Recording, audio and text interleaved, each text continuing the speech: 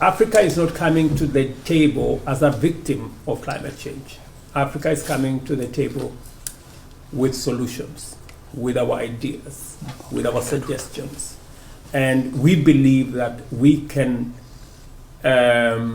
contribute ideas, we can contribute in terms of suggestions, and we have real concrete opportunities that we can tap into.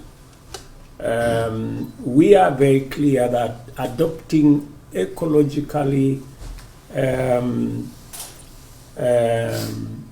compliant technology, we can unlock huge potential of renewable energy, hydro, wind, geothermal, solar, that are in abundance in our corner of the continent. And it is possible for us to make these assets available to sort out the challenge of energy. That is the real question. Can we continue fossil fuel powered development? No.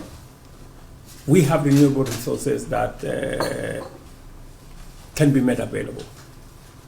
So if we met at the table and we are ready to meet halfway, we have renewable resources, energy resources especially, in abundance.